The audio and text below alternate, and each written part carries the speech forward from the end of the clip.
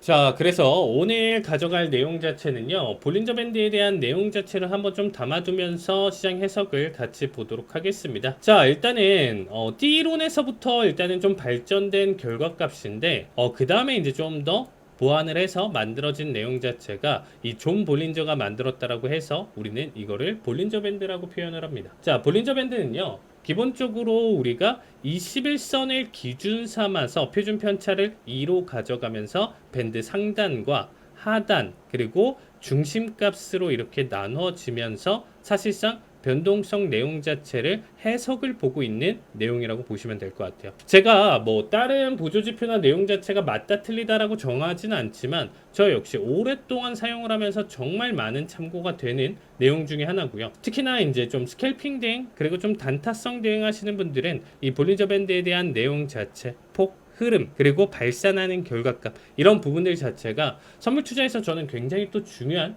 관점 중에 그리고 내가 해석하는 대로 그리고 끝나는 지점 뭐 이런 부분들을 파악하는데 굉장히 좀 많이 도움이 되더라고요. 그래서 사실상 뭐 이거 역시도 100%라는 어떠한 절대 법칙이라는 건 존재하진 않지만 관점상 그리고 그동안 오랫동안 정말 교육에서도 수도 없이 얘기를 했고요. 실전 대행에서도 수도 없이 얘기를 했지만 그래도 확률상 내용 자체 해석들이 잘 맞아 떨어지기 때문에 이 내용 자체는 한번 오늘 같이 한번 공부하는 시간 가져보도록 하겠습니다. 자, 일단은 볼린저 밴드의 내용 자체는 기본적으로 그렇죠. 일단은 중심선 우리가 21선, 이동평균선 21선에 대한 개념 해석으로 봐주시면 좋을 것 같고요. 표준 편차는 2예요. 근데 일단은 분봉상 내용 자체를 조금 더 낮춰서 원래는 일본 기준으로 본다라고 하면 분봉상 낮춰서 결과값 해석을 가져갔었을 때는 사실상 조금의 변동성은 가져갈 수는 있어요. 근데 뭐 표준 편차값을 말도 안 되게 1, 0.5 이런 수준으로 가져가는 건 아니고요. 길이 자체를 11선 뭐 이런 수준 15일선이나 11선 요 정도로 바꾼다라고 하면 1.9, 1.8, 1.7 요 정도 수치에 대한 변동성 정도는 괜찮다라고 존 볼린저가 얘기를 했었습니다. 근데 뭐 사실 저는 여기에 대한 내용 자체를 꼭 끼워 맞추면서 가져가다 보니까 예전에는 사실상 4분할 차트를 기준으로 다 다르게 제가 해석을 가져갔었습니다. 거기에 대해서 일단 좀 끼워 맞추면서 내용 맞추면서 일단 좀 바라봤었는데 이거 역시도 굉장히 좀 스트레스더라고요. 제가 너무 차트에 대한 내용 자체 그리고 이런 보조 지표에 대한 내용 자체에 의존을 좀 많이 하는 결과값을 가져가기 때문에 그냥 기본값을 가져가면서 분봉이나 내용 자체 해석을 지금은 바라보고 있습니다. 그래서 이것도 좀 사실 많은 시행착오와 결과를 바탕으로 깨달음을 얻으면서 이러한 내용 자체들이 만들어지는 건데 뭐 새로 보시는 분들 그래서 굳이 수치 조정을 강하게 가져가면서 내가 절대 법칙을 만들 것처럼 이렇게 하실 필요는 없다라고 보시면 될 것 같아요. 불과 한 2년 전 정도 전에는 사실 뭐 차트 교육이나 내용 자체가 너튜브 안에서 굉장히 좀 유행을 했었어요. 그래서 저도 이것저것 바라보면서 참고를 하면서 일단은 좀 지켜봤었는데 생각보다 그때는 약간 좀 장난질 치는 게 좀 많았어요. 뭐 이게 꼭 절대 법칙인 것처럼 볼린저 밴드의 어떤 수치를 바꿔놓으면 사실상 절대 깨지지 않는 어떠한 절대 법칙처럼 설명을 해요. 근데 그럴 수가 없거든요. 사실상 움직임이나 내용에서로 본다라고 하면 뭔가 딱 맞아 떨어지고 받쳐주고 뭐 이런 결과값을 만들어질 수는 없어요. 그래서 그런 내용은 믿지 마시고요. 우리는 현재 시장을 바라보셨을 때 이 볼린저 밴드에 대한 내용 자체가 좋은 이유가 뭐냐면 자 보시면 아시겠지만 기본값이에요. 21선 기준으로 밴드 상단, 하단 이렇게 잡혀 있는 상태에서 캔들이 이 안에 이 밴드폭 안에 존재를 하고 있죠. 캔들이 이렇게 존재를 하는데 이 캔들이 밴드폭 안에 존재할 확률이 대략적으로 88%에서 94% 정도. 이게 대략적으로 무슨 얘기냐면요. 캔들이 100개가 놓여져 있으면 88개에서 94개는 이 폭내 안쪽에 캔들이 존재를 한다는 거예요. 그럼 6개에서 대략적으로 12개 정도 100개 중에 6개에서 12개 정도가 이렇게 이탈하는 결과값을 만들어준다라는 거거든요. 이탈하는 결과값. 밴드를 찍고 찢어 먹고 넘어가는 캔들이 사실상 얼마 안 된다는 거죠. 확률상. 그러면 볼린저 밴드가 표현이 된다라고 하면 이탈하지 않을 확률이 88%에서 94% 정도가 되는 거고요. 캔들이 이탈할 확률이 6%에서 12%래요. 그러면 또 이탈하는 시기나 내용 자체는 보통은 정해져 있죠. 지표 발표, 본장 시작할 때 그렇죠? 시작하는 거래량 가장 많이 터지는 캔들에 대한 결과 혹은 우리가 FMC 그리고 실적 발표 그 외 뭐 전쟁, 기타 등등 대선 기본적으로 나와줄 수 있는 요소들은 좀 많이 있긴 하지만 우리가 굵직하게 평균적으로 바라볼 수 있는 내용 자체는 얘네가 좀 대표적이죠. 지속적으로 꾸준하게 어떻게 보면 발표나 내용 자체가 정해져 있기 때문에 그러면 뭐 이게 아닌 경우에 무조건 이탈을 안 한다는 아니지만 여러분들 기본적으로 이런 자리에서는 캔들이 밴드를 찢으면서 이탈할 가능성, 이 낮은 확률도 여기 부근에 많이 몰려 있을 거고요.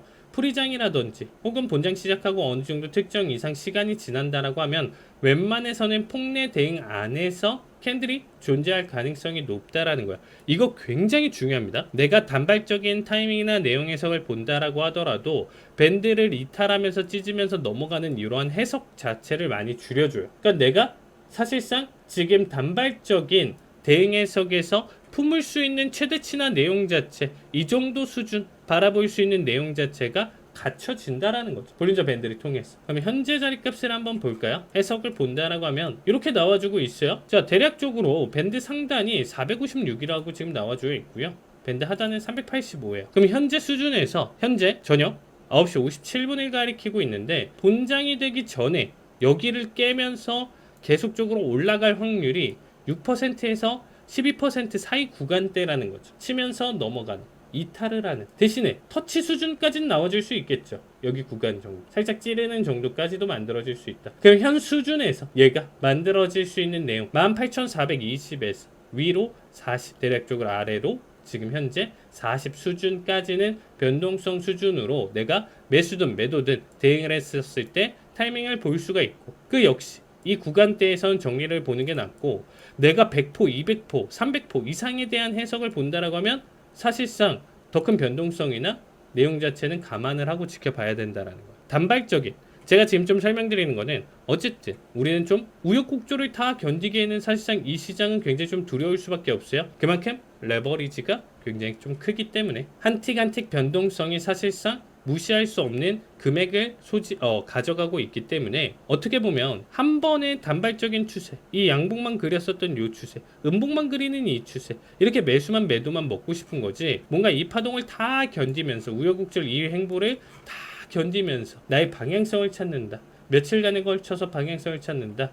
이런 매매는 굉장히 좀 스트레스가 될 수 있고 사실상 결과가 안 좋았을 때 손실이나 내용 자체가 굉장히 좀 커질 수가 있다라는 거죠. 단발적인 내용 자체, 일봉도 똑같고요. 뭐가 됐든 지금 우리가 이 밴드폭에 대한 내용 자체는 계속적으로 좀 담아둘 필요는 있는 해석이다. 그럼 지금 매수세가 나와주고 있어요? 나와주고 있다라고 하더라도 얘는 본장 전에 456을 이탈하면서 460, 70, 80을 넘어갈 확률이 굉장히 적다라는 거예요. 이 확률에 투자를 할 바에는 차라리 상단이나 이런 구간대에서 매도 타이밍을 한번 본다던가 이런 게 사실상 더 확률상 높다라는 거겠죠. 이 구간대 이상 찌르면서 계속 가기보다는 여기서 하락.